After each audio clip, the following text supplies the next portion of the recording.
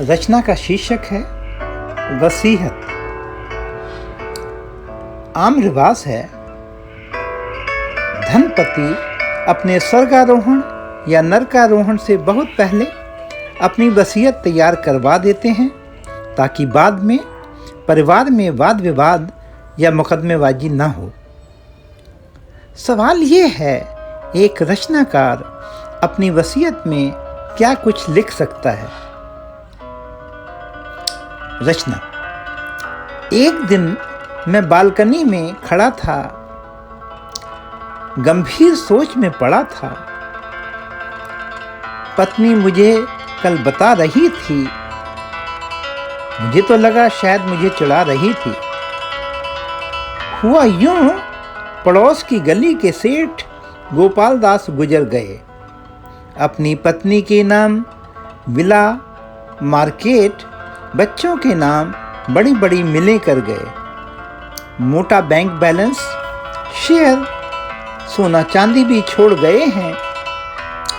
काफ़ी पैसा समाज सेवी संस्थाओं के लिए जोड़ गए हैं। उसके चेहरे पे प्रश्न चिन्ह था। मैं कौन सी विरासत सौंप कर जाऊंगा? मेरी उलझन थी। मेरे पास ऐसा क्या है जो किसी के नाम कर पाऊंगा? बैंक के कई सारे खातों में मिलाकर 20-25 हज़ार ही तो हैं। ले दे के 2 कमरों का एक फ्लैट ही तो है। जिस संस्था के लिए जिंदगी भर काम किया, न दिन देखा, न रात देखी, न विश्राम किया, उसने तो एक दिन मुझे अचानक अलविदा कह दिया। वो दिन था जिस दिन मुझे निवृत्ति का पत्र दिया था।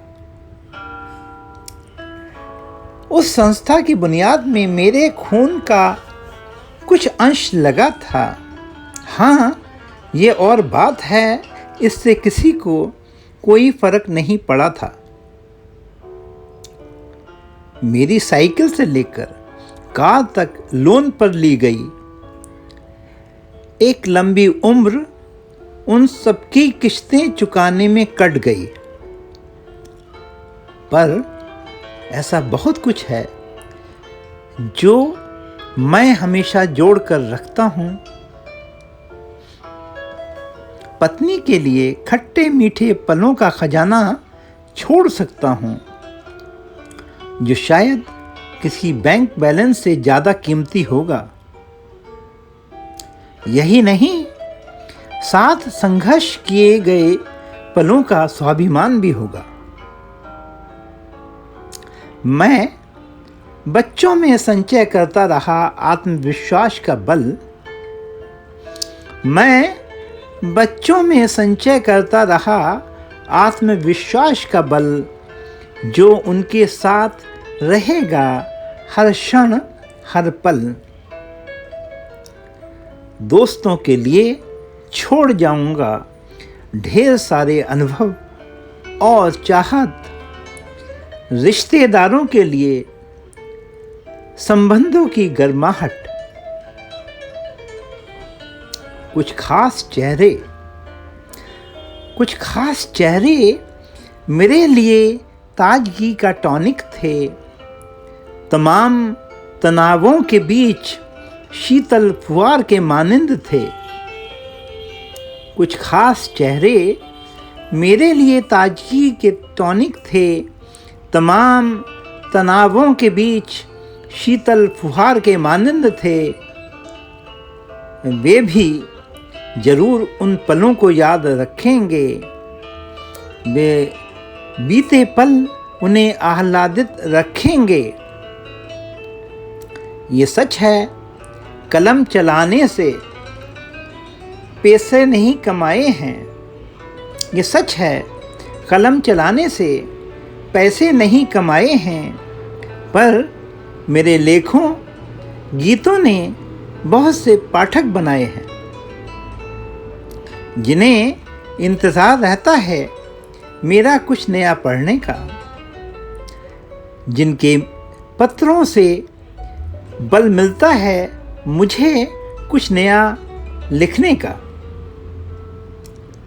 वे लोग मेरे बाद भी मुझे पढ़ने का सिलसिला जारी रखेंगे।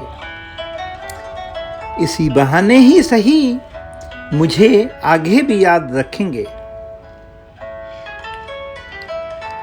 जो सच बयानी मेरे लिखने का अहम हिस्सा है, वो संघर्ष का पाथेय है। ये न समझें वो कोई किस्सा है। जो सच बयानी मेरे लिखने का अहम हिस्सा है, वो संघर्ष का पाथेय है। ये न समझें वो कोई किस्सा है। उसी को नई पीढ़ियां पढ़ेंगी और गाएंगी। मेरी इस विरासत को और आगे ले जाएंगी। यही वो दौलत है, मेरी यही कुल जमा पूंजी है। क्या वसीयत लिखूं इसके लिए, मेरी कहानी जरा अलग सी है।